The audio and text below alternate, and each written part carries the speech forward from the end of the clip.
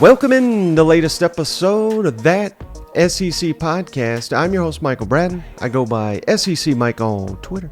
And I'm joined, as always, by my cousin Shane, who goes by Big Orange Vols on Twitter. What's up, you Tennessee homer? Hey, babe, what's going on? Oh, man, we were joking off air, but it's true. We've missed you, man. We've missed that joking, jovial self of you. I know. It's only been a couple days, but it feels like it's been a longer than that. How you I'm doing, back, brother? baby. I'm back, and we got like 3 Saturdays, and then we got some college football back on our TV. I think I saw something like this last weekend was the last weekend without football because we got preseason coming with the NFL. Yep. You know, it's on, man. It's here, and I was just thinking, man. I'm telling you, I shed a little tear. I'm driving home today, right? And the sun's going down. You know, it's been hot as hell out here. Oh, yeah. But it finally cooled down a little bit, and it was just perfect, brother. It felt like fall there for a second. You know, I had Vince Gill playing in the background. You know, it was just I was in hog heaven, brother. And I was just thinking, it ain't gonna be long. We're gonna be eating chili. We're gonna be drinking cold beers with the boys. We're gonna be watching some football. You know, I mean, it is right here upon us. No, yeah, that's absolutely right, Shane. And speaking of that, I mean, fall camps, there's several that are already opened across the SEC. So we love to hit on all 14 SEC teams if we can, and we come up with a way to do it, Shane. Biggest camp question, and this is specifically for me about the roster and the players that'll be competing and trying to earn a role this fall. So it's biggest question, and then the players that will factor into that decision for each and every team. Does that make sense? Yeah, it makes perfect sense. And I've noticed a couple teams already there. Mm-hmm. Vanderbilt. Who else is already report? Are they all back now? Not all of them yet, but because Vanderbilt obviously played week 0, so they were first. Yeah. Florida, because they're opening the season on a Thursday, they a little early. Mizzou. I think those are the 3 that we actually have already in camp. And essentially Monday, Tuesday, the rest of the entire SEC is going to be opening fall camp. So football really is here. Fingers crossed, nobody gets injured. I mean, this dude, I'll tell you. I was watching the news, and they said, Joe Burrow got carted off, and I was like, damn, you think about that. It's like, you hope your boys don't get hurt. But, camp's upon us. So I just saw some of the videos, and I'm like, wait, is this real footage? Yes, we're going to get to that, Shane. We got a couple news and notes across the SEC before we get to biggest camp questions. And then a little housekeeping here, Shane, just a little behind the scenes. Nothing about the show is changing at all, but we are going through some maintenance on the back end. That's kind of the best way for me to explain it. And we're going to be daily here for the entire football season starting now. I mean, we basically are daily already, but just keep that in mind. If the show does not show up in your feed, and it should, I've been told there should be no issues, but if the podcast is not showing up, all you got to do, unsubscribe from the show, and then just hit that subscribe button. It refreshes your feed. So just putting it out there. If you go 2 or 3 days and you don't see that SEC podcast, that's the reason why. We're doing a little maintenance on the back end, gearing up for the season. Does that make sense, Shane? Yeah, it makes perfect. That's where I've been all week, Mike. I've been working on these computers and getting all my science stuff out and trying to figure this thing out. But it should be a smooth transition. You probably won't miss a beat, but just in case, again, if you go a couple days without us, something happened. Yeah, and we've said this before, Shane, but now that football's here, we're getting sponsorships, so we're going to have a bunch of, not too many, we're not trying to bombard anybody with ads or anything, but we've said this before. I'll say it again one last time, Shane. We're looking for sponsorships, and we've only got like a spot or 2 left. But this season, Shane, it's unique. This is kind of what we're doing behind the scenes. But we are going to be able to have localized ads on the show. So maybe you're a business in Kentucky, and it doesn't make sense for you to have ads all across the SEC because you just have a Kentucky-based business. We can do ad deals with you and have it only played in the state of Kentucky. We can do that for every state in the country now behind the scenes. So, if you're looking for sponsorship, whether it's regional, national, or just statewide, reach out to us, thatsecpodcast@gmail.com. Yeah, that's all I got, man. I feel, I don't know how if people care about the business stuff, but I got to get that out there. You know what? Yeah, it's like house cleaning notes. You got to do it. The coach is going to come out and he's going to tell you all the stuff you need. That's what this was. We're getting it out there, to keep this thing operational, keep my beer budget going. We got to get a little cheddar, okay? I'm going to wither away. I'll be Michael size before you know it. So, but again, just keep an eye on that. And if you got, like I said, like Mike said, a local business, this is pretty cool the way this platform's set up. Yeah. If someone's listening to it in Knoxville and you got a Knoxville-based business, those listeners are going to listen to it. Now, somebody in Arkansas may listen to something different, based on the region that they're at. So I think it's a pretty cool setup, man. Absolutely. So, Shane, let's get on to business. Everybody's here for SEC football, and I already hit on this while you were away, but I don't know if maybe you missed it. I just wanted to get your thoughts on it, and we have a quick clip here from Shane Beamer that also discusses it, but I don't know if you saw this, Shane. Week 1, of course, we already knew South Carolina and North Carolina, they're playing in Charlotte. It's one of the big games for opening weekend, but maybe we didn't realize how big of a game it's going to be, Shane, because ESPN College Game Day picked South Carolina, North Carolina in Charlotte for the first game day of the year. Thoughts on that, Shane? And does that add any, I don't want to say pressure, but it certainly adds to the spotlight that South Carolina is going to be under in that nationally televised spot. Just thoughts on South Carolina getting the game day treatment right out the gate. Well, I mean, I think it's awesome, to be honest with you. I think it's going to be a hell of a matchup. They're going to pit this up. That's what they're all talking about. Yeah. The quarterback duel here. We got one guy that should be – Mike has no respect for it, but I do. And you got another one that's, crowned the jewel of the country for quarterback play. So I think there's a lot at stake here. Not just the fact that it's the Carolinas, but the fact you got game day there. I mean – people, South Carolina fans are like, hey, what about us? Nobody's talking about us. They're talking about Bama, talking about LSU and Tennessee, but what about us? Buddy, you got Lee Corso. Well, Lee may not show up, but somebody will be there. You know what I'm saying? He may still be down in Florida, but they're going to have a hell of a setup there for you, and it's a great kickoff for your season because, again, sometimes people forgot what LSU was. All they kept remembering was that first game against Florida State last year, and that's why they're like, well, Brian still got some time. I mean, you're coming out of the gate, and you got an opportunity to win a lot of fans over. So I think this is a monumental football game. This is getting bigger every day. Right. So let's kick it over to Shane Beamer real quick. Just shared his thoughts on it. I thought Gamecock fans would really appreciate this. Yeah, no, I think it's a great statement about where we've come. I was just telling somebody earlier today, I mean, 2 years ago at this time, it was about the same time a national media member made the statement that the ceiling for the 2021 team was 2 wins.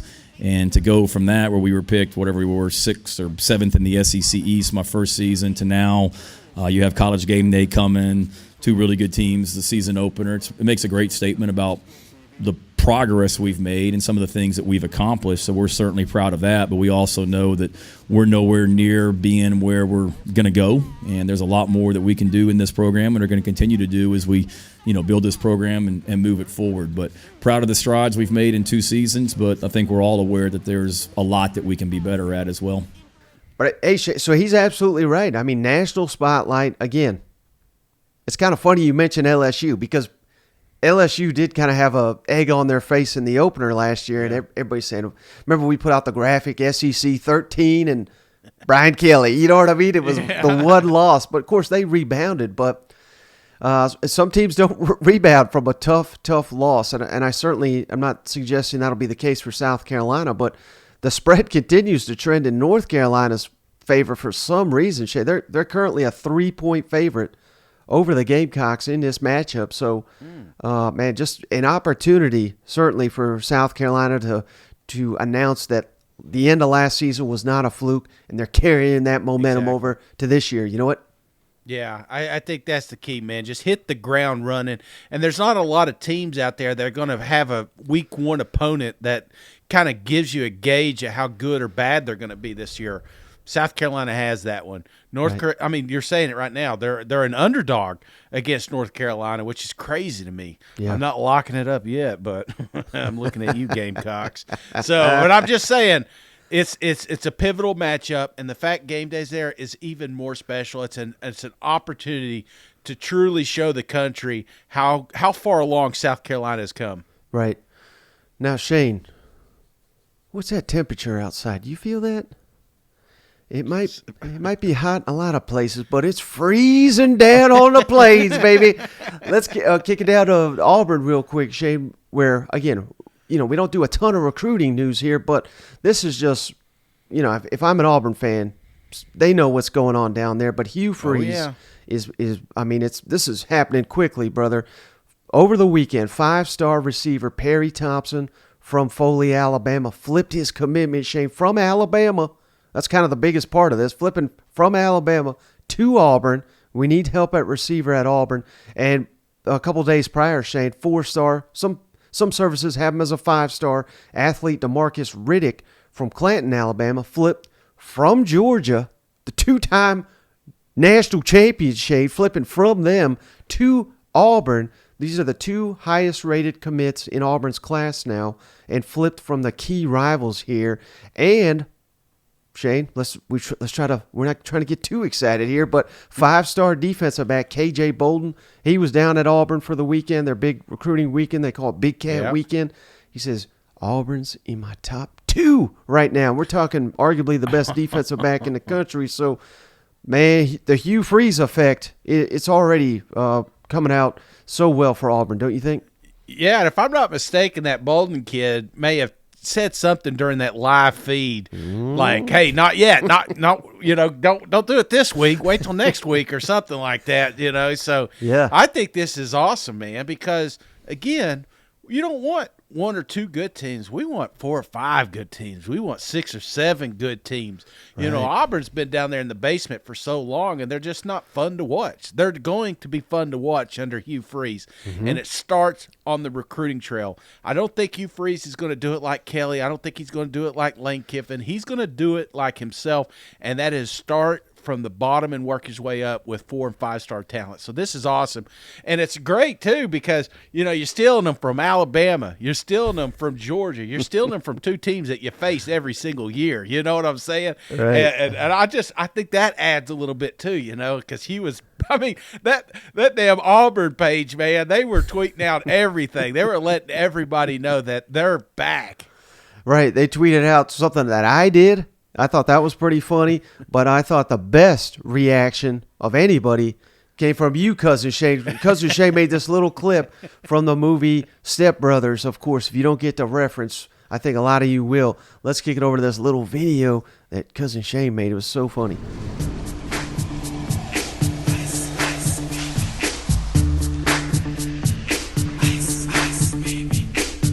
Hey, guys. Looks like your free ride's over, huh? Fun living on the streets. Okay, cool. Good chatting. All right, now I apologize if you're just listening. You didn't get to see that, but Shane put Hugh Freeze on the guy talking, and then he was talking to Nick Saban and Kirby Smart there. But man, yep. I was dying laughing when you made that. I was laughing while I was making it, and I was like, the more I thought about it, I was like, do I send this out? And Mike's like, hell yeah, send it out. It's like 11 o'clock. Everybody's in bed, wasn't in bed? Auburn fans. Thank you. All right, last little what here, Shane, before we get to the biggest fall camp questions. I don't know if you saw this either, but this was pretty interesting. Just wanted to get your thoughts on it. But Maryland quarterback Taulia Tagovailoa, Baby Tua, we used to call him when he was at Alabama. Now he's at Maryland. He's their starting quarterback. He had a really good year last year, apparently. And according to Aubrey Snyder of The Athletic, she met with him at Big Ten Media Day. I guess they got media days up there, too, apparently. Oh, yeah. Probably 5 or 6 Ramada, They all go over there to O'Charlie's after, Now, I don't know if this is true or not, Shane, but this is what Baby Tua says. He says, in SEC team, he won't say who, offered him $1.5 million to jump into that portal and head down there. So naturally, I got to ask, who do you think that is that offered Baby Tua, if this is true? Again, I have no idea if it is or not, but Baby Tua, $1.5 million to transfer to an SEC school. Who do you think that would have been?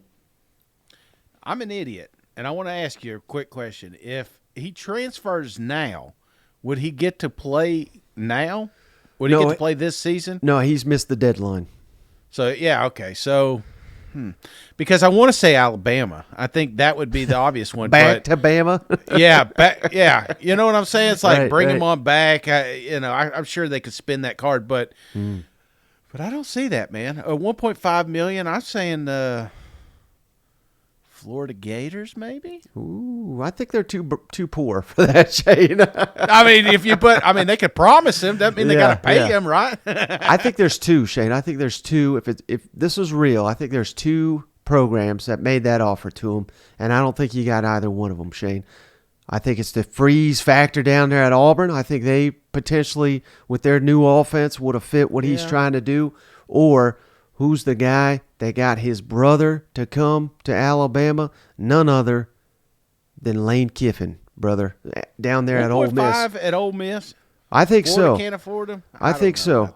I think so, because Ole Miss is all in on this NIL, and from what I understand, Shane, they are as competitive as damn near anyone short of Texas A&M, while Florida, their checks are bouncing down there apparently. So I don't know. I have no idea. This is just me speculating, but the fact they're bringing in, they brought in two quarterbacks this year. They probably they couldn't get Baby Tua. They probably split up that $1.5 million and said, let's give it to these two quarterbacks. Let's have us three down here, because I know they paid Jackson Dart to get down there too. So I think Lane Kiffin and company, they're in a win now mode. They're not, they're not looking 4 or 5 years down the road. They're trying to win now. Yeah, but even next year, I feel like that's too late for some of these. I don't know. The ones that I'm thinking about, the ones that are coming in with the question marks. That's why I mentioned the Florida Gators. Yeah. They missed out on a couple quarterbacks. Look at South Carolina. I don't know if they can afford it, but this is the last year you've got.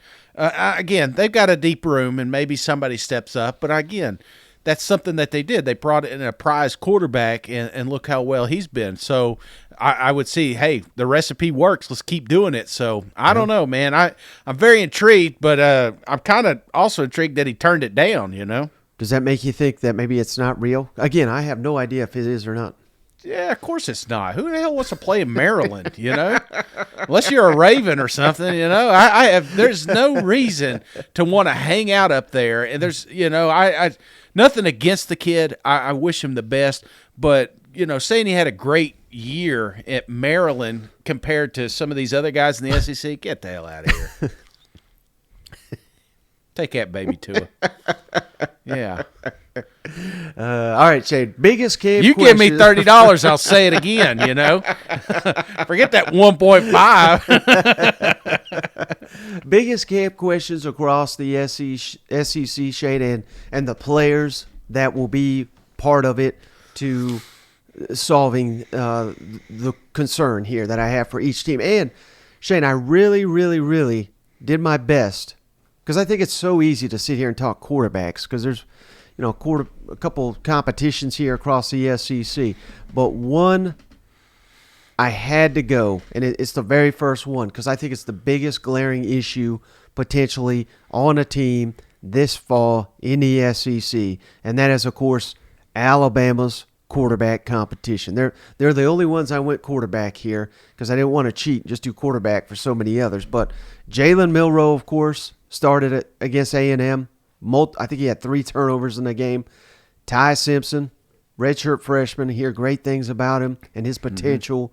And then Tyler Buckner, they brought in after spring, after getting to see what Jalen Milroe and Ty Simpson had for an entire spring camp. It's alarming, Shane, that they had to bring someone in after spring, and they brought someone in that was, to put it kindly, he was shaky even at Notre Dame. So I don't think there's any way you could do any other position than quarterback for Alabama. No, I think that's exactly where you're going to go. And I don't know, Mike, there's part of me that thinks like I get it, man. The part of me that I guess frustrates me as an Alabama fan is the fact that you did bring somebody. Like if they didn't bring another quarterback in, forget the kid in Notre Dame, but Right. then that would tell me like, hey, they got a little confidence in these two guys, one of them at least. Mm-hmm. But the fact they went out, it's like, when there's smoke, there's usually fire. Right.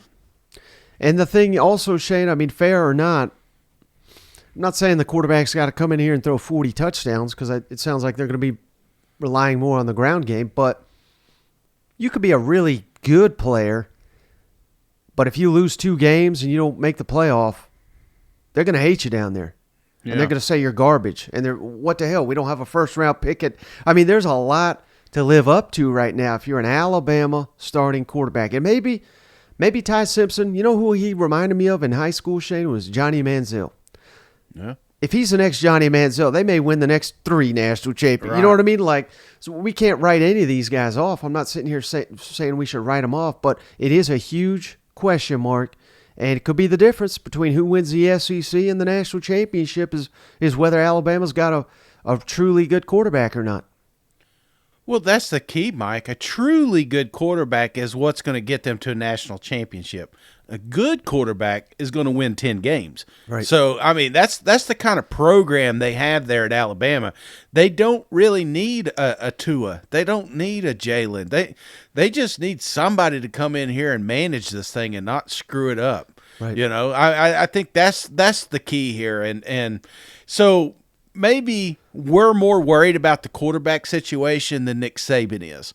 Because when you look at that roster, it's loaded, man. And I think they get back to what they were doing, late, 5, 10, 6 years ago, running the damn ball. Mm-hmm. Something they kind of got away from. They got one of the biggest offensive lines in the country. Yep. I mean, they're stout, they're deep. The running back room is absolutely loaded, So those guys and these receivers, they're going to take pressure off that quarterback. So again, I know it's a camp question, but I'm not super worried about it. It wouldn't blow my mind if we saw all 3 of these guys play this year, but I still think they're going to have a successful season. Just let that cake bake, baby. That's what That's what Nick Saban's doing. Yeah, carrot cake.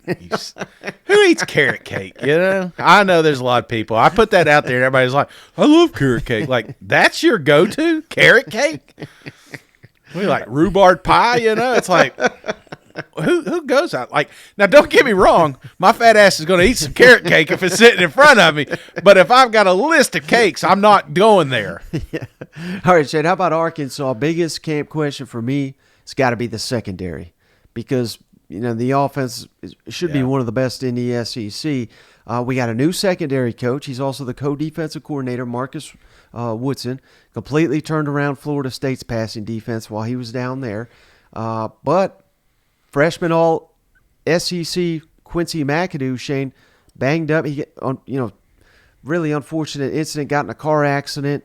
They still have not said whether he's going to play this year or not, but the expectation at this point in time is just he's got to regain his health off the field, more or less. So I don't think we can rely on him. That's a tough blow, but we do got Dwight McGlothern back. He was outstanding. Hudson Card, he's been there for 20 years, feels like. Jaden Johnson. We got Ladarius Bishop, Jalen Lewis, and Malik Chavis. Those guys are all back. But here's where we could turn things around, Shane, with transfers. Jaheim Singletary from Georgia, Lorando Johnson from Baylor, and Singletary, I meant to say, was a 5-star. Al Walcott from Baylor, and Kavion Stewart from TCU. So we got numbers to throw at this issue. So Yeah. I'm kind of confident that Arkansas can turn it around. And as many Arkansas fans have said, and could tell you, Shane, ranked absolutely dead last in pass defense last year. So there's nowhere to go but up, baby. I like it. And I think that's a safe bet, Mike. I mean, there's a few. They got a few, man. I want to see how this receiver room straight. I mean, don't get me wrong. We love KJ Jefferson. We've been on record saying that. But still, we got a lot of new faces around him. How does that room come together? But the secondary, yes, that at times really burnt them last year, and I think the depth will be a little bit better. I mean, you talked about numbers. Sometimes I think that's what got them later in the season was just injuries, man. Yeah. These guys couldn't stay healthy, and then they got exposed. So it's not so much the ones for me, man. It's the twos that come in. Who can sub these guys out? It's something Sam Pittman said to us at Media Day, Shane. Barry Odom was great, but a lot of times what they did, they'd play zone and they'd sit back and they'd make you dink and dunk them to death. And now they're going to play a lot more man concept. That's what he was talking about with their defensive coordinator. Going to be Travis aggressive. Williams. Exactly. I think that's awesome because why let them dink and dunk, man? Be aggressive. You may let one or two get over you, but if you cause a turnover, you get the ball back in KJ's hands. I mean, I think an aggressive defense where it's at. Right, and don't forget, Shane, 11 new offensive coordinators in the SEC this year. Several new starting, about 3/4 of the league's got a new starting quarterback as well. So it's not to say there will be no offense, but I think the defense may have an advantage, particularly early in the season. So that's just something to keep your eye on. That's a good point. All right, how about for Auburn, Shane? Could have went a lot of different ways here. And again, I'm just keeping this to the players, not coaching staff or anything like that. But I'm going receivers because, both lines of scrimmage are a question mark, but running game should be strong if they can get that O-line going. Quarterback's another one I could have went with, but you got to have explosive guys, particularly in this scheme. This is the similar scheme that Josh Heupel and Lane Kiffin and at Arkansas under Kendall Browse. So this cannot be executed without good receivers, and that is something that is kind of lacking at Auburn right now is explosive receivers. They do have a new receivers coach, Shane. I love this guy, Marcus Davis, played at Auburn. Last year he was at Georgia Southern. Georgia Southern was 4th in the country in passing offense. And then the year prior he was at Hawaii. Hawaii had nearly 4,000 passing yards, 21 touchdown receptions. So this guy, wherever he's been the last couple of years, the passing attack has been incredible. So if he can get that translated to Auburn, we're going to be good. And they're another one, Shane, that have brought in all these transfers. Jair Shorter from North Texas, that's the guy that led the country in yards per catch last year. Mm-hmm. Shane Hooks from Jackson State, lower level, playing for Dion, but he was excellent down there. Caleb Burton from Ohio State, another former touted receiver that's waiting for his opportunity. And Nick Martiner from Cincinnati. Those are all transfers coming in. And then we got Javarius Johnson, Cam Brown, Coy Moore, and Jay Fair as guys that are back that were on the team last year. But, it doesn't say much for those guys when you're bringing in 4 or 5 receivers via the transfer portal. They had got to make more competition in that room, and they did it via the transfer portal. Yeah. Again, a lot of new faces. You're going to notice it with Auburn. There's going to be guys that pop week 6, week 7. You're like, who the hell's that? And you're looking through your little book, trying to figure out where the hell he came from. Yep. I think that obviously a lot of questions down there in Auburn, and I think a receiver room would be an easy one. I would like to know the Hunter situation. Have you heard anything about that? No, not yet. Hugh Freeze wouldn't say anything at media days. So I mean, that's a little bit of a lingering question. One of the best running backs in the country, But other than that, I think that's what we're going to get. We're going to get. It's like them old. You'll go to them after church. They have a little potluck, and a little bit of this, a little bit of that. Not too often you're going to have like deviled egg and a potato casserole on the same thing with a side of corn on the cob and pigs in the blanket. I mean, you know what I'm saying? It's like you get done and you're just like, you're looking at your plate and like individually this makes sense, but together it doesn't. I think that's what happens with Auburn here, man. And you can tell I'm getting kind of hungry here, Mike. I think that Auburn's going to find a little bit of this, a little bit of that to work, and it may be from that receiver room. Hopefully Hunter's going to be there. He can get some production there. Yep. But I'm telling you right now, guys, Hugh Freeze will get some production. Hugh Freeze is going to catch some teams off guard this year just because he plays with the best that he's got. The best players on that. I guarantee you the best players, the best 11 are going to be on the field come Saturday.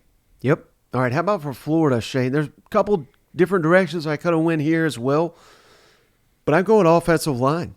Losing 4 or 5 starters up front. Now, here's the thing, Shane. They got 17 scholarship offensive linemen, so they got bodies, and they're all 6'4" to 6'8", 350 to 380 pounds. They got beef up there. I'm not doubting them. They got 2 offensive line coaches. They're one of the few teams in the SEC with 2 offensive line coaches, Rob Sale and Darnell Stapleton. They knocked it out of the park last year, so I'm not doubting those guys whatsoever. But one thing we did, or at least I missed, Shane, during media days, that former 5-star Kenyatta Goodwin, who Kentucky landed, and then he transferred down here to Florida. His mother apparently has got cancer, so he has left the Florida program. He's not on the team, so I guess he wants to be closer to his family, understandably. But, again, for a position group that was probably counting on him, that's another question mark. Again, they got 17 scholarship offensive linemen, so they're not in a desperate state here by any means. They do bring back a freshman All-American at left tackle, Austin Barber, started 5 games last year. Their center's back, Kingsley Iguarkun, started 26 games the last 2 years. Those are the 2 guys back with starting experience. Then they had some transfers. Shane Baylor transfer, Micah Mazuka, who he had surgery in the March, and he's still not totally cleared. Alabama transfer, Damian George, likely starter at right tackle. FIU transfer, Lindell Hudson. And they got Cameron Waits, too, 6'8", 364 pounds, but he had surgery recently or during the offseason. So catching a theme here, Shane. I mean, we got talent, we got bodies, but guys are banged up. How quickly can this unit gel? Because I think they could be good, Shane. They were great last year on the offensive line. But with a new quarterback, with receivers that I don't think any of them are elite by any stretch, and you got 3 or 4 good running backs, the whole season kind of, to me, is going to come down to whether this offensive line can gel quickly, because we got to pave the way for these beasts we got in the backfield. Yeah, I mean, Etienne, Johnson, that's your team. That's your offense. Right. Were you close at picking quarterback? I mean, well, I know you said that's like you trying not to do that because you could do that for a lot of teams here, but Florida, man, that's the one for me that I think what's the next level? I know Etienne and Johnson are going to win some games just by their God gift, their abilities, but there's going to be some of those games, those 50-50 games, that may come down to quarterback play. And were you close to putting that one as your biggest question mark? No, because the only reason, Shane, is because I think Graham Mertz, while he's not been named the starter, I mean, I think he's 99.9% going to be the starter. So he is a concern to me for sure, but it's not a concern who's going to be the starter, if that makes sense. But I get where you're going. And again, I tried to stay away from the quarterbacks, but I know it is a massive question mark for me. Well, yeah, when in doubt, just pick them big guys, I guess. So hey, they don't get enough love anywhere else. You know what? No, and they are some big dudes, brother. They are some mountains down there. So. You just need 5 good ones, though. You know what I'm saying? Good rotation. Yep. I think that's key, and I have faith in that offensive line. They did it last year with a bunch of no-names. They're going to do it this year with a bunch of no-names. Yep. And they're going to make these 2 running backs look fantastic. All right, how about Georgia, Shane? Again, this was tough. It was tough to come up with a question mark for them Bulldogs, but I think outside linebacker is the answer, Shane, with Nolan Smith and Robert Beal off to the NFL. MJ Sherman transferred to Nebraska, so some inexperience there. They do bring back Chaz Chambliss, who was big last year. They bring back sophomores Marvin Jones, Jalen Walker, and Darius Smith. And how about this, Shane? They signed 3 signees. They're true freshmen now. Gabe Harris, Sam Impabwe, and Damian Wilson. All of them, Shane, all 3 of those guys, they're outside linebackers. top 100 overall prospects. So we're basically sitting there saying, well, which of these All-Americans will live up to the potential first? That's the biggest question for Georgia, and that's why everybody's got Georgia going undefeated and number one in the country. Yeah, I think you're onto something, man. We need to find that dog, that guy on that side of the ball that's just an absolute terror. Right. That that you kind of have to game plan just for that. I mean, don't get me wrong, Georgia's loaded with 5-star talent, and there's plenty of guys that you're going to have to game prep for. But there's always that one or two, that chews up more blocks than they should, that catches one of the offensive linemen off guard. So Who's that guy? Who's the guy that steps up and really just becomes an X factor over there? Right. And, this is a hard thing to gauge, Shane, but Nolan Smith's such a leader. I'm not saying there's going to be leadership issues, but stepping up for arguably the key leader, that you could throw that into a somewhat of a question Even as on well. the offensive side. I mean, say what you want. Bentley was – oh, shit, Bentley. Where the fuck am I going? Let me bring that one back in. Say what you want, man. The mailman was a big piece of that team, not just the offense, not just Right. I know you've got some leadership coming back, especially on that offensive line, some very vocal guys, but again, in the backfield, who does Beck take up? How do they do it? What do they do when they're maybe down 7 points? It's not saying that's going to happen. So I'm with you, man. I think leadership's also a pivotal piece, but if anybody can identify it, I know Kirby can. Yep. Well, speaking of offensive line, that's exactly where I'm going for Kentucky, Shay. That's a no-brainer here. And what's interesting about Kentucky, Shay, they bring back a ton of guys that started last year. Yeah. Kenneth Horsey, super senior. He played left tackle. He struggled. Now they're putting him at left guard, which more his natural position. Eli Cox started at center, kind of struggled, shifting him to right guard. Jeremy Flax was at right tackle for 12 games, inconsistent. Yeager Burton was an all-SEC freshman team. Now he's moved to center. But here's where I think they'll really shine. They got left tackle Marquise Cox from Northern Illinois, Tanner Bowles, former Alabama offensive lineman that I believe started a couple games, Cortland Ford from Southern Cal, who started at tackle. I think he's going to flip over to right tackle here. And then Ben Chrisman from Ohio State, a touted recruit. So they've got options at Kentucky. It's all about getting these pieces in the right position at the right point and seeing how it all comes together, because we got to get back to our Kentucky brand of football, O-line U, as it's been down there for a long time under Mark Stoops. If we get that, watch out. Kentucky's going to be one of the most dangerous teams in the country. That's it, brother. That has got to come together. Jail, get 5, keep Leary off his back. I think that's what happened a lot of times with last year with Levis.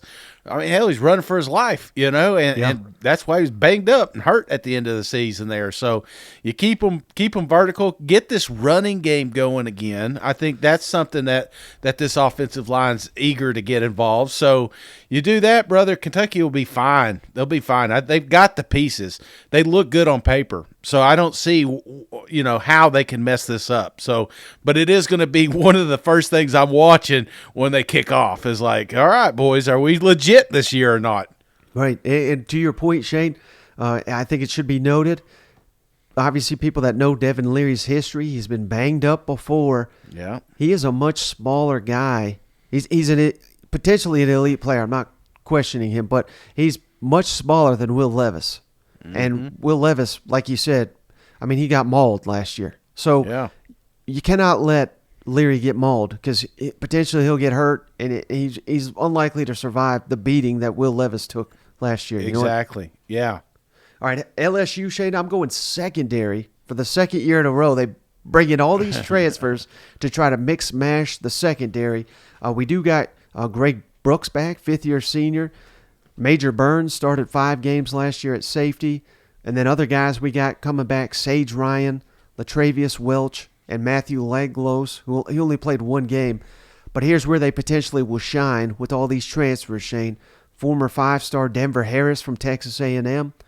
Deuce Chestnut from Syracuse, freshman All-American. Zy Alexander, Southeast Louisiana, was a FCS All-American. J.K. Johnson from Ohio State started 5 games last year. His high school coach is now the DB coach down there at LSU, and then Andre Sam from Marshall. So we're bringing in a loaded crop, probably the best crop of transfer defensive backs in the country. And given what we got to work with in the front seven, I mean, their job should be made easier in Baton Rouge, but it's still big question mark. All these pieces, new pieces in a new defense, at least for them, how do they all fit together? It could dictate how far LSU goes this year. Yeah, and that's what's crazy about the portal. Sometimes it works, sometimes it doesn't, and I think that's where LSU's at with especially their secondary there. I think you could add special teams a little bit, That's something that really bit them right out of the gate last year. I think who's doing that now? I think Jancic's down there or something. The janitor, John Jancic. Yeah, so I mean they got a dedicated dude working on that special team. So I'm not saying it's going to be Beamer ball or anything, but definitely will have a little bit better impact, I think, this year. Yeah. Now, Ole Miss, it was tough for me, Shane. A lot of moving parts there as well. But I went with the receivers because we know what we got in the backfield with Judkins. I think Jackson Dart's breakout star. So, I mean, I think they'll be good there. They're always solid on the offensive line under Lane Kiffin. We need these receivers to step up with Malik Heath and Jonathan Mingo off to the NFL. We got Jordan Watkins, Dayton Wade, and Michael Trigg back. But where they shine again is the transfer. That's Portal King over here, Lane Kiffin. Zakai Franklin from UTSA, all-time leading receiver in UTSA history. Trey Harris from Louisiana Tech, over 100 catches, over 1,500 yards, 14 touchdowns for Louisiana Tech. And then a tight end from Memphis, Caden Priestcorn, 48 catches, 600 yards, 7 touchdowns last season alone. So they got some nice pieces. Can they work them in this system? And again, they should have their way because defenses are going to be keyed in on Judkins all season long. It's going to be up to these guys to make a name for themselves to make Ole Miss offense go this year. Yeah. I'm telling you, I think people are sleeping on Ole Miss. They're just, I don't know, Lane Kiffin, it felt like he took a year off, nobody likes running game. I love running. I think Judkins is I think he's the best in the country, and I think they really lean into that. But I do think that this is a two-dimensional team, and it's kind of something they got away from last year. But I think Dart's taken that step forward, and you're right. They just need some contributors on the outside. So I think they're going to be – I think they're back, man. I think it's going to be an exciting team to watch again. Yep. Another exciting team, Shane, Mississippi State. So much new with the Bulldogs this year. But specifically at safety, Shane, all 3 starters gone from last year's team. So that's where I'm going, the safeties. Marcus Banks, former Alabama transfer, he shifted to safety. Corey Ellington, he started a couple years ago at safety. He's one. Sean Preston is almost certainly to start. So we may have our starters right there, but keep your eye on, Shane. Isaac Smith, true freshman, highest rated signee Mississippi State got, safety position. He could slide into a role there as well. And they added a couple of transfers. Kamari Rogers from Miami, Christopher Keys from Indiana, Kobe Albert from Kentucky. Those guys are more corners. But if they need help at safety, I don't know. We could see mix and mash. Zach Arnett's a mad scientist back here. So there's no telling what he'll do with this secondary. But, corner safety, losing Forbes, first-round pick to the NFL draft. The secondary is one to watch for Mississippi State, I think. Mississippi, man, I'll tell you, man, I get it. Camp question, safeties, yeah. But that's not my camp question. I want to see what this offense looks like, man. I've been hearing so much about how they're going to open up the playbook coming off of last year. I mean, what does that look like? I think that's kind of my favorite part. If I'm picking one is, you got one of the best quarterbacks in the country down there, and I think he gets to cook a little bit this year. So I'm ready to see how explosive this offense is going to look. Yeah. I know that's not like a group. I guess I can go quarterback, receivers. Obviously, we've got some dudes that left, but they got a lot of alphas out there. They'll be fine on the outside. I just think for me, that's the next generation of college football is stretching the field and going 100 miles an hour. So what does that look like? Yeah. Well, speaking of cooking, Shane, let Brady cook. Let's go to Mizzou next, where you could say quarterback there as well, but I really do think it's Brady Cook's job to lose. That's something Drink has echoed all offseason, so I don't think his job's in jeopardy by any means. But for me, Shane, could have went running back, could have went receiver outside of Luther Burden. We got some talent there, but we don't quite know what we got. But I hate to keep repeating myself, Shane. It's got to be the offensive line here. New offensive line coach. The old one left after spring. It's pretty weird when they do that. Missouri, Shane, 118th in the country last year in tackles for loss allowed. We've got to get this cleaned up. Drink's offense, even though it's Kirby Moore now, but the Mizzou offense, it runs so well when they have a running back going. And they didn't have that last year. So is that the running backs? Is it the offensive line? I think it's more the offensive line. You got Javon Foster back at left tackle. He's your best. You'd rather have your best offensive lineman at left tackle than anywhere. So they've got that to go with. Bringing in transfers, Cameron Johnson from Houston, who was all conference last year. And his offensive line coach is the guy they hired now. So it should fit in seamlessly to the starting unit. Marcellus Johnson from Eastern Michigan started 4 years at tackle. So they've got nice pieces, but and a few others that played last year. Missouri offensive line with this new offense, it's going to be critical that they hit the ground running, particularly with, I don't want to call them cupcakes right out the gate, but they got a couple games. They should beat the hell out of these teams before they get to Kansas State, before they get to LSU. But they ain't going to get there, brother, if that offensive line's not in gear early. You know what? No, I'm with you. I think you could. You kept going back and forth, and I'm okay with packaging both of these, the offensive line and the running backs, because it's all about the running game for me. And I think sometimes that's what got Cook in trouble, was sometimes the game was on his shoulders, and it shouldn't be. There should be a little bit more two-dimensional, and I think they get back to that. I think Drink's got to get back to it. He's established a lot of running backs. He's put a lot in the league. There's no reason that they can't continue that trend. And to do that, you're going to have them big uglies up there making holes for you. So let's get back to some running game, and I'm with you here with the offensive line. Now, for South Carolina, Shane, could have went in a couple different ways here. Offensive line, potentially. Receiver outside of Juice Wells, who's probably the best receiver in the SEC. But I went defensive line, Shane. Yeah. We got some guys back. Tonka Hemingway, Alex Huntley, and Jordan Strahan's back from injury. So we got talent, but we struggled against the run, Shane. And I know North Carolina, we're all hyping up this quarterback battle, but maybe not so much the North Carolina game, but at Georgia week 3. Mississippi State, who's going to run the ball a lot more. They got 2 offensive line coaches in Tennessee the following week.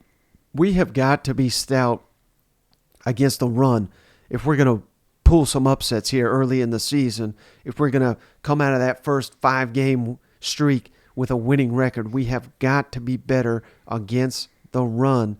And that's a big question for me. You could throw linebackers kind of in here. They got talent there too, but it's a lot of relatively unproven guys, at least at this level. South Carolina run defense, I'm looking at you, D-line, got to step up. That's kind of the biggest question for me right now.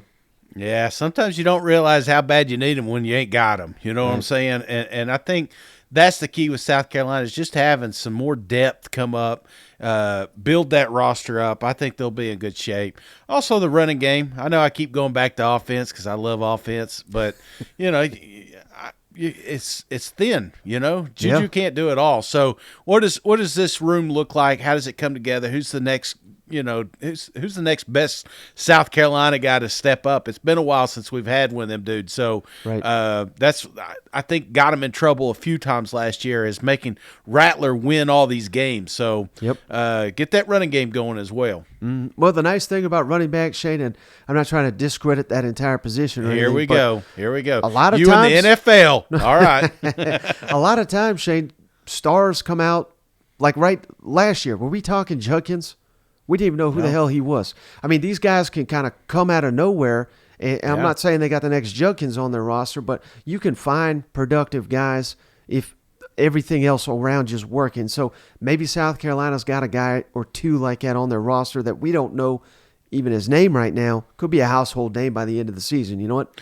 Well, I think it's funny you say that because when I think of South Carolina, that's like my camp question is like, who is the next guy that comes out and becomes just an ultimate game changer? You know, it may be in the running back, it may be defensive line, who knows? But I know that roster's got it, man. And there's something about that team I'm afraid to gamble on because as soon as you count them out, they're going to kick the shit out of you. You know? Yep. All right. How about Tennessee, Shane?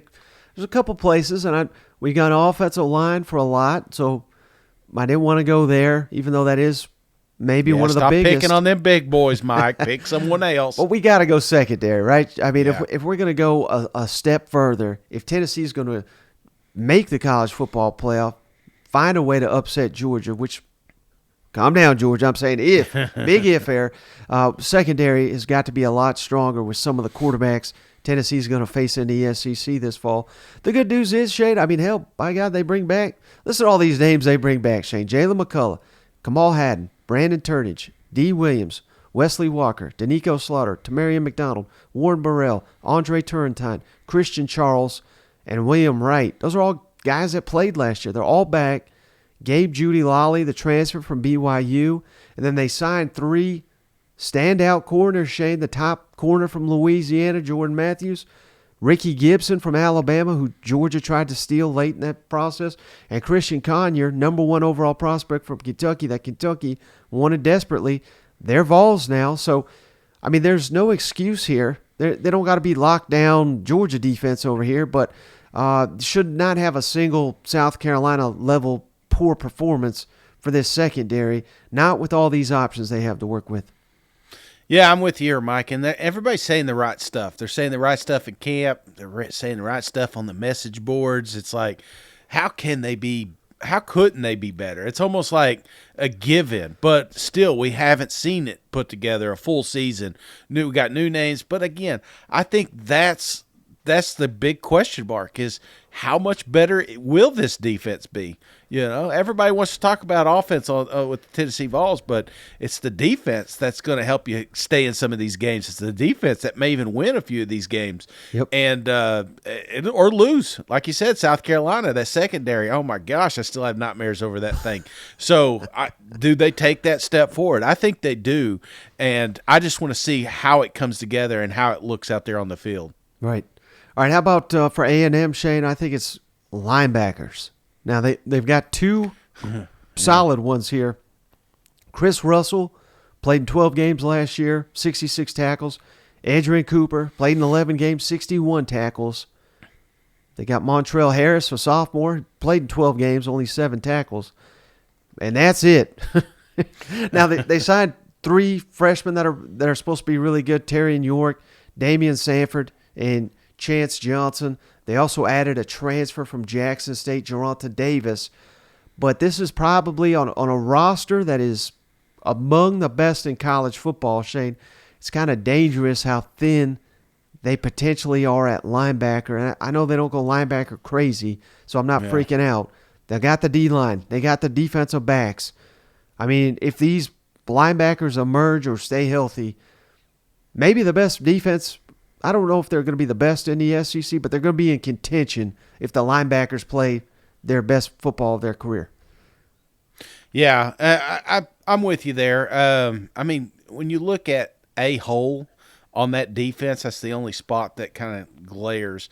But part of me too, I think about Texas A&M. I still have flashes of Devon Achane, which they have no longer. Right. So who's that dude? Who's they got plenty of running backs. They got plenty of talent, but they don't have a guy, outside them receivers that could just take over a game. So I'm kind of curious how that backfield plays out too, brother. Yeah. Well, that's funny you went to running back, Shane, because that's where we're ending this Vanderbilt running back with Ray Davis off to Kentucky.